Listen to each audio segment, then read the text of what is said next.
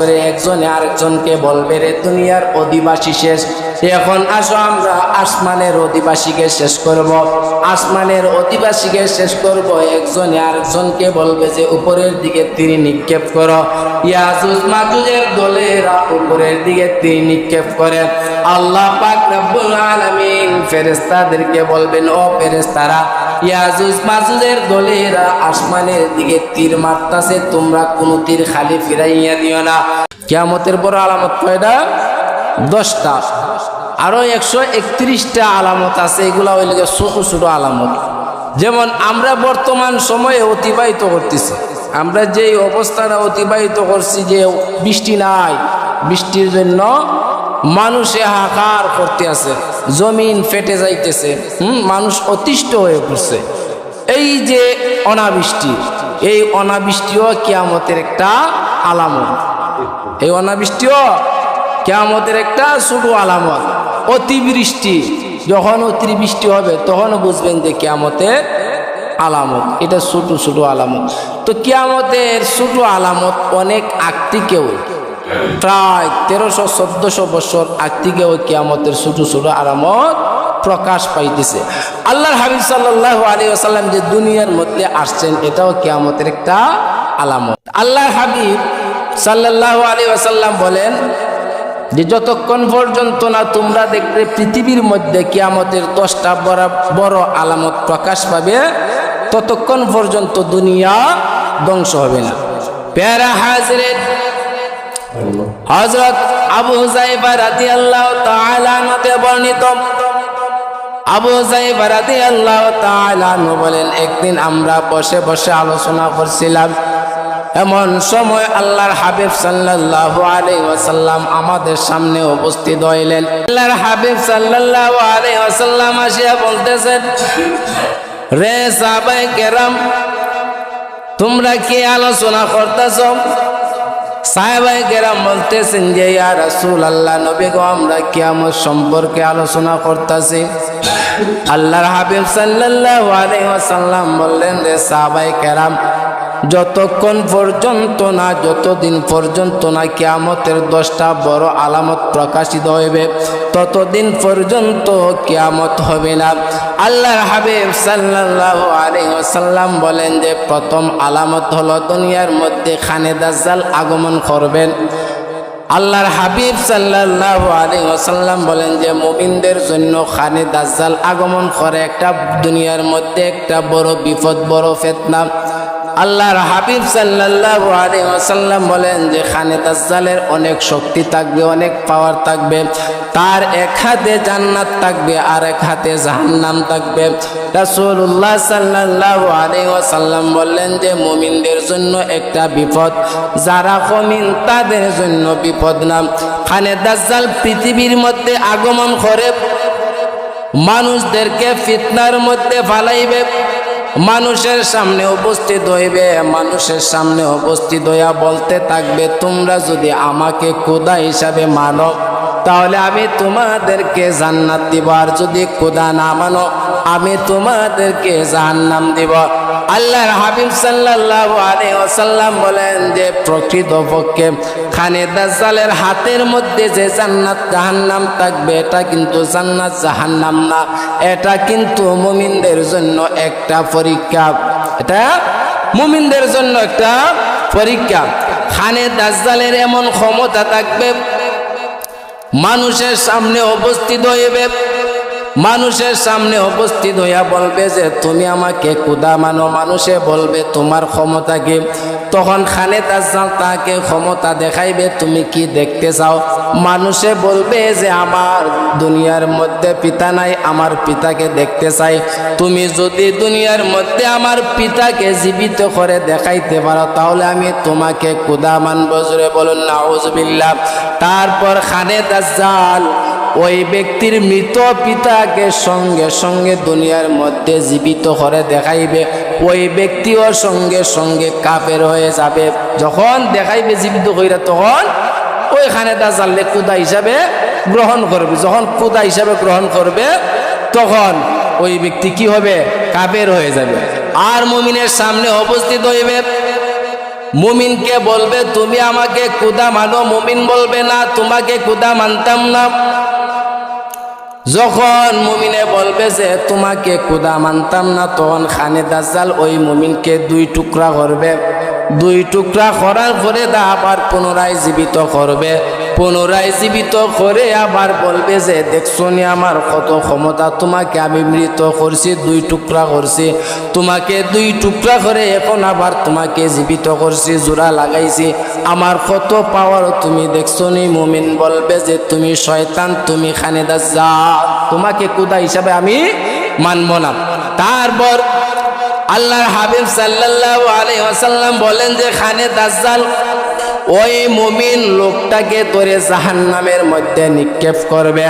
আল্লাহর হাবিব বলতেছেন যে প্রকৃতপক্ষে ওই মুমিন লোকটাকে যে খানে দাজ্জাল যে জাহান্নামের মধ্যে নিক্ষেপ করবে, ওই মুমিন লোকটা সঙ্গে সঙ্গে জান্নাতে চলে যাবে। খানে দাজ্জালের জাহান্নাম, মুমিনদের জন্য জান্নাত। প্যারা হাজিরের, খানে দাজ্জালের অনেক ক্ষমতা থাকবে। আল্লাহর হাবিব সাল্লাল্লাহু আলাইহি ওয়াসাল্লাম বলেন যে ওই খানে দাজ্জালকে হত্যা করার জন্য আল্লাহ পাক রব্বুল আলামিন শেষ জামানায় ঈসা আলাইহিস সালাতু ওয়াস সালামকে পাঠাইবেন। ঈসা আলাইহিস সালাতু ওয়াস সালাম দুনিয়ার মধ্যে আগমন করবেন। দুনিয়ার মধ্যে আগমন করে খানে দাজ্জালকে খুঁজবেন। ঈসা আলাইহিস সালাতু ওয়াস সালাম মুমিনদেরকে নিয়ে পৃথিবীর এই প্রান্ত থেকে ওই প্রান্ত খানে দাজ্জালকে খুঁজতে খুঁজতে এক সময় পেয়ে যাবেন। পাওয়ার পরার সঙ্গে সঙ্গে খানে দাজ্জালকে ঈসা আলাইহিস সালাতু ওয়াস সালাম হত্যা করবেন। এইভাবে খানে দাজ্জালের ফিতনা শেষ হয়ে যাবে। তারপর আল্লাহ পাক রব্বুল আলামিন ঈসা আলাইহিস সালাতু ওয়াস সালামের উপর ওহী নাজিল করবেন।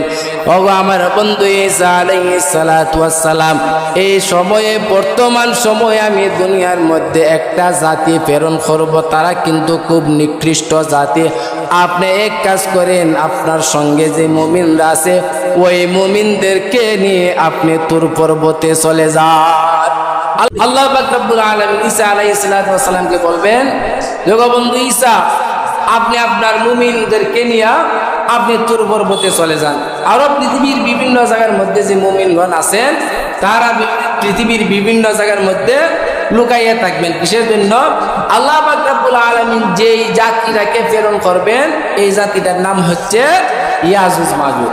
প্যারা হাজিরিন, আল্লাহ পাক রব্বুল আলামিনের হুকুমে ঈসা আলাইহিস সালাতু ওয়াস সালাম মুমিনদেরকে নিয়ে পর্বতের মধ্যে পাহাড়ের মধ্যে চলে যাবেন। ওইদিকে হাজার হাজার বছর আগে বাদশাহ যুলকারনাইন নামক আল্লাহ পাক রব্বুল আলামিন একজন বান্দা পাঠাইছিলেন দুনিয়ার মধ্যে। বাদশাহ যুলকারনাইনকে আল্লাহ পাক রব্বুল আলামিন এত ক্ষমতা দান করছিলেন। বাদশাহ যুলকারনাইন সমস্ত পৃথিবীতে ভ্রমণ করছিলেন। বাদশাহ যুলকারনাইন পৃথিবীর পূর্ব প্রান্তে থেকে পশ্চিম প্রান্ত, বাদশাহ যুলকারনাইন যেই জায়গার মধ্যে সূর্য উদয় হইতো ওই জায়গা হইতে যেই জায়গার মধ্যে সূর্য অস্তমিত যাইত ওই জায়গা পর্যন্ত বাদশাহ যুলকারনাইন ভ্রমণ করছিলেন। প্যারা হাজিরিন, বাদশাহ যুলকারনাইন ভ্রমণ করতে করতে এক সময় এক জায়গার মধ্যে গিয়ে পৌঁছে গেলেন। এমন এক জায়গার মধ্যে উপস্থিত হইলেন, ওই জায়গার মানুষ বাদশাহ যুলকারনাইনের কাছে বিচার দিলেন। বিচার দিয়ে বলতেছেন, ওগো বাদশাহ যুলকারনাইন, আপনার তো অনেক ক্ষমতা আছে, আমাদের যে ওই পাহাড়টা আছে ওই পাহাড়টার ওই পাশে একটা জাতি আছে, ওই জাতিটা খুবই অসভ্য, তারা খুব নিকৃষ্ট। তারা কিছুদিন পর পর আমাদের লোকালয়ে চলে আসে, আমাদের লোকালয়ে আসিয়া আমাদেরকে হত্যা করে, তারা লুণ্ঠন করে।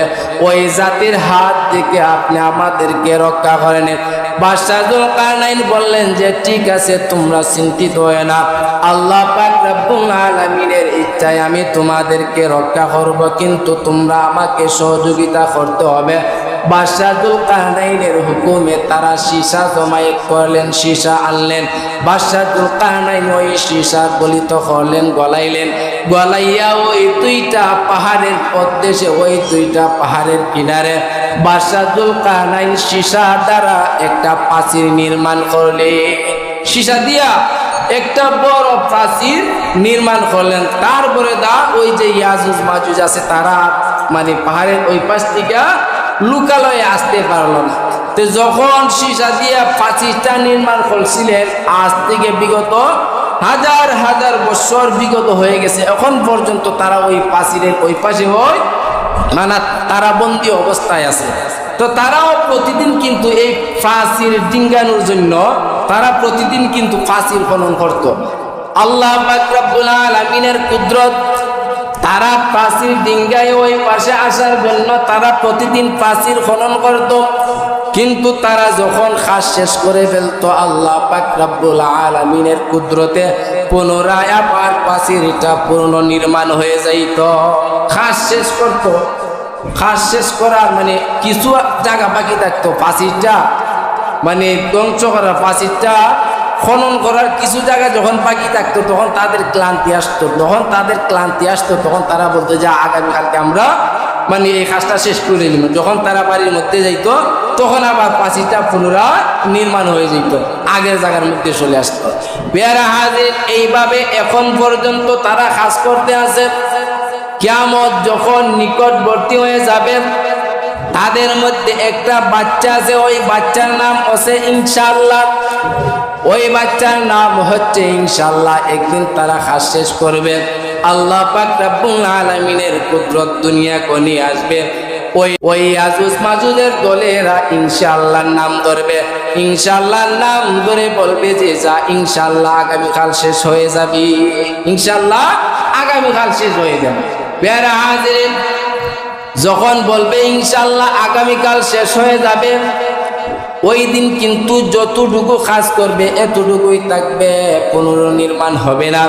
পরের দিন যখন তারা কাজের মধ্যে আসিয়া কিছু সময় কাজ করবে, কিছু সময় কাজ করার পরে প্রাচীরটা তারা ভেদ করতে পারবে, তখন তারা দুনিয়ার মধ্যে চলে আসবে। প্রাচীর ডিঙ্গাইয়া তারা যখন, কিতাবের মধ্যে বর্ণিত আছে, তারার সংখ্যায় এত বেশি থাকবে, তাদের যে প্রথম দলটা বাহির হবে, প্রথম দলটা বাহির হইয়া ওই পাহাড়ের সামনে একটা নদী আছে, তিব্রিজ নামক নদীটা 40 মাইল লম্বা, 20 মাইল প্রশস্ত। কিতাবের মধ্যে বর্ণিত আছে, তারা প্রথম বাহির হইয়া পিপাসার্ত অবস্থায় থাকবে। তারা গুরুর মতন মুখ লাগাইয়া পানি পান করবে, নিমিষের ভিতরে ওই নদীর পানি শেষ করে ফেলবে। সুবহানাল্লাহ, কি আশ্চর্য বিষয় যে এত বেশি লোক থাকবে, যে 40 মাইল লম্বা, 20 মাইল প্রশস্ত যে নদীটা থাকবে, এই নদীর পানি তারা নিমিষের ভিতরে শেষ করবে। তারপর পরের দ্বিতীয় দলটা বাহির হবে, তারাও পিপাসার্ত অবস্থায় থাকবে, তারা নদীর কিনারা দিয়ে হাঁটতে থাকবে। একজনে আরেকজনকে বলবে যে এই নদীর মধ্যে মনে কোনো সময় পানি আসে নাই, এমন ভাবে খাইবে, একজন আরেকজনে কইবে এই নদীর মধ্যে মনে কোনো সময় পানি আসে না। প্যারা হাজিরিন, এইভাবে তারা সমস্ত পৃথিবীতে ছড়িয়ে পড়বে, পৃথিবীর সাধারণ মানুষকে হত্যা করবে। তারা পৃথিবীর সাধারণ মানুষকে হত্যা করে শেষ করে একজনে আরেকজনকে বলবে, রে দুনিয়ার অধিবাসী শেষ, এখন আসো আমরা আসমানের অধিবাসীকে শেষ করব, আসমানের অধিবাসীকে শেষ করব। একজনে আরেকজনকে বলবে যে উপরের দিকে তীর নিক্ষেপ করো। ইয়াজুজ মাজুজের দলেরা উপরের দিকে তীর নিক্ষেপ করে। আল্লাহ পাক রব্বুল আলামিন ফেরেশতাদেরকে বলবেন, ও ফেরেশতারা, ইয়াজুজ মাজুজের দলেরা আসমানের দিকে তীর মারতাছে, তোমরা কোনো তীর খালি ফিরাইয়া দিও না। আল্লাহ পাক রব্বুল আলামিনের হুকুমে তীরের মধ্যে ফেরেশতারা রক্ত লাগাইয়া দিবে। যখন তীর জমিনের মধ্যে পড়বে, তারা খুশি হইবে রে যে আসমানের অধিবাসীও শেষ। প্যারা হাজিরিন, ওইদিকে আল্লাহ পাক রব্বুল আলামিনের কুদরতে ওইদিকে ঈসা আলাইহিস সালাতু ওয়াস সালাম খাদ্য সংকটের মধ্যে পড়ে যাবে। এমন সংকটের মধ্যে পড়বে যে একটা গরুর মাথা শত শত দিরহাম, একটা গরুর মাথার দাম হবে শত শত দিনার, শত শত আশরাফি। প্যারা হাজিরিন, ঈসা আলাইহিস সালাতু ওয়াস সালাম খাদ্য সংকটের মধ্যে পড়ে যাবে। একটা গরুর মাথার মূল্য হবে শত শত আশরাফি দিনার। ঈসা আলাইহিস সালাতু ওয়াস সালাম আল্লাহ পাক রব্বুল আলামিনের দরবারে ফরিয়াদ করবেন, ও রব্বুল আলামিন, আমরা তো বিপদের মধ্যে পড়ে গেছি, খাদ্য সংকটের মধ্যে পড়ে গেছি। এই খাদ্য সংকট থেকে, এই বিপদ থেকে আপনি আমাদেরকে রক্ষা করেন। আল্লাহ পাক রব্বুল আলামিন দোয়া কবুল করবেন। আল্লাহ পাক রব্বুল আলামিন এক ধরনের ফুকা নাজিল করবেন। ওই ফুকার নাম হচ্ছে নাগাবা। ওই পৃথিবীর মধ্যে নাগাবা নামক ফুকা আসিয়া যে ইয়াজুজ মাজুজের দলের আছে, ওই দলের যে কার আছে, কারের মধ্যে খামড় দিবে, দংশন করবে। দংশন করার সাথে সাথে, খামড় দেওয়ার সাথে সাথে তারা মৃত্যুবরণ করবে। এক সময় ইয়াজুজ মাজুজের দল শেষ হয়ে যাবে। ঈসা আলাইহিস সালাতু ওয়াস সালাম ওনার দলবল নিয়ে জমিনের মধ্যে আসবেন।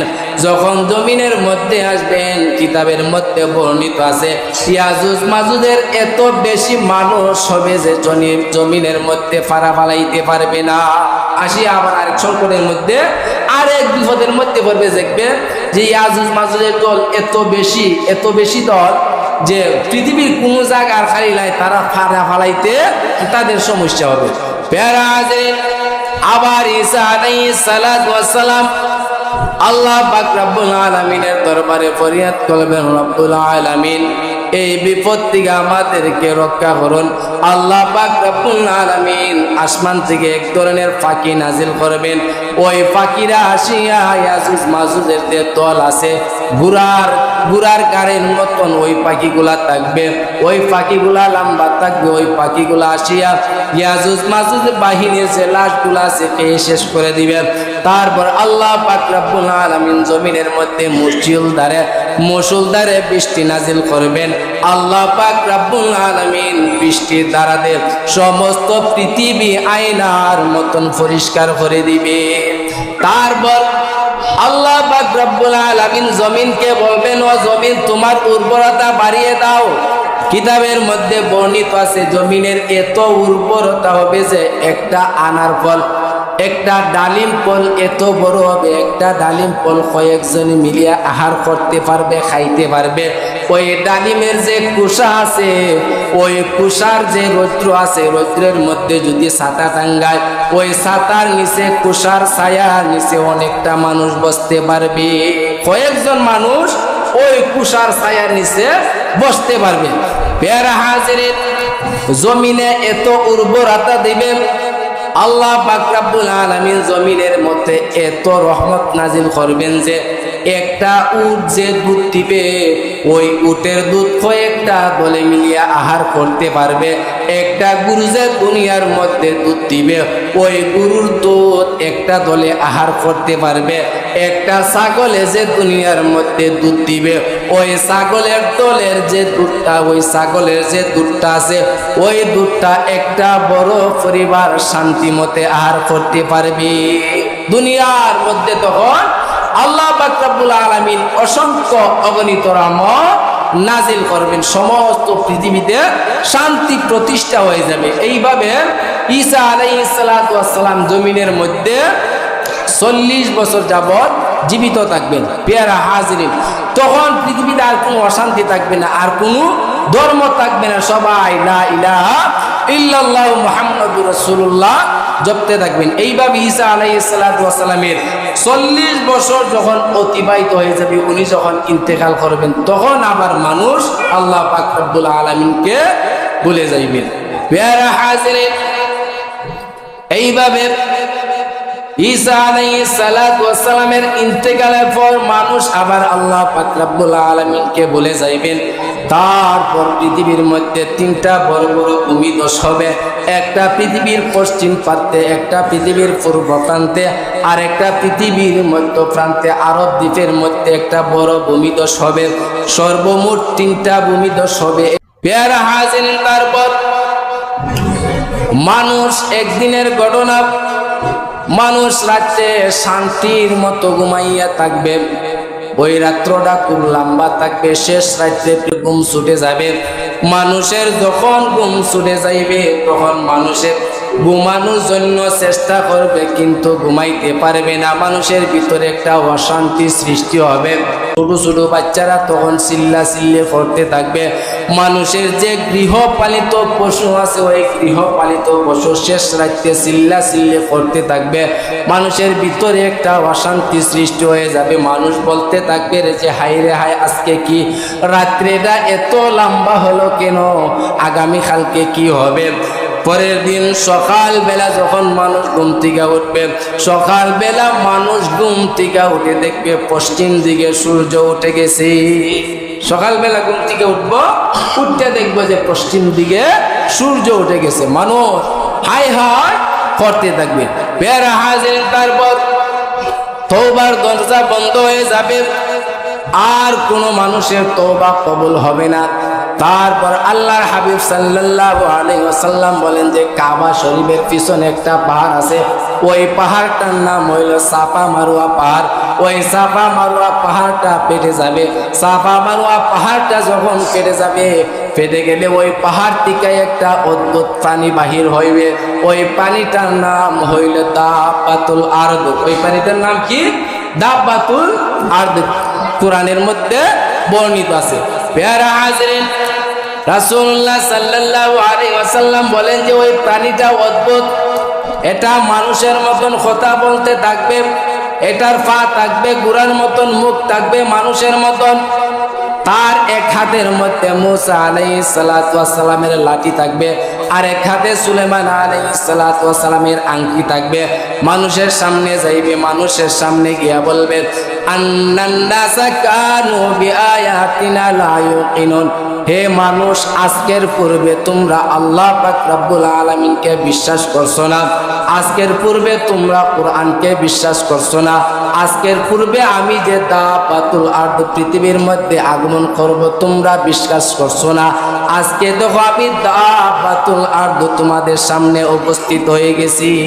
তখন যেই মানুষ মুমিন থাকবে তার কপালের মধ্যে মুসা আলাইহিস সালাতু ওয়াস সালামের লাঠি দিয়া মুমিন লিখবেন। যেই মানুষ কাফের থাকবে তার কপালের মধ্যে সুলাইমান আলাইহিস সালাতু ওয়াস সালামের আংটি দিয়া কাফের লেখে। হঠাৎ করে ওই প্রাণীটা অদৃশ্য হয়ে যায়। ওই প্রাণীটা কিন্তু সমস্ত পৃথিবী ভ্রমণ করবে। এই প্রাণীটা বাহির হওয়ার কারণ হইল মুমিন এবং কাফেরের মধ্যে পার্থক্য করা। হঠাৎ করে ওই প্রাণীটা যখন অদৃশ্য হয়ে যাবে, আমি শেষ করে দিছি, 2 মিনিট হাতটা শেষ করে দিছি। ওই প্রাণীটা যখন অদৃশ্য হয়ে যাবে, তারপর সমস্ত পৃথিবীর মধ্যে একটা খালো দোয়া বাহির হইল। পেয়ারা হাজিরিন, আল্লাহর হাবিব বলতেছেন পৃথিবীর মধ্যে একটা খালো দোয়া বাহির হইবে।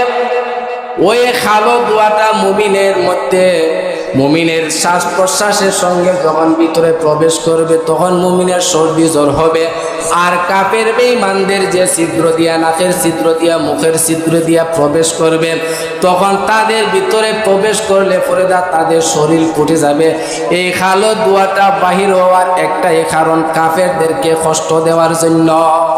প্রিয় হাজিরিন, তারপর আল্লাহর হাবিব সাল্লাল্লাহু আলাইহি ওয়াসাল্লাম বলেন যে খালো দোয়া অদৃশ্য হয়ে যাবে।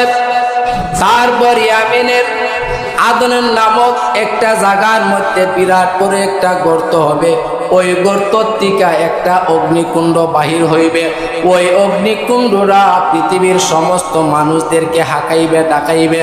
পৃথিবীর সমস্ত মানুষদেরকে হাঁকাইয়া ওই অগ্নিকুণ্ডরায় মানুষদেরকে দুনিয়ার হাসরের দিকে নিয়ে যাবি। ওই অগ্নিকুণ্ডরা পৃথিবীর মানুষদেরকে দুনিয়ার হাসরের দিকে নিয়ে যাবে। পেয়ারা হাজিরিন, দুনিয়ার হাসর হইল কি আপনার কিতাবের মধ্যে বর্ণিত আছে যে বর্তমান সিরিয়া আছে, ওই সিরিয়া সহ সিরিয়ার আশেপাশের এলাকা, এটা কিন্তু দুনিয়ার হাসর, এটা পরকালে হাসর। পেয়ারা হাজিরিন, এই হলো সর্বমোট কিয়ামতের 10টা বড় বড় আলামত।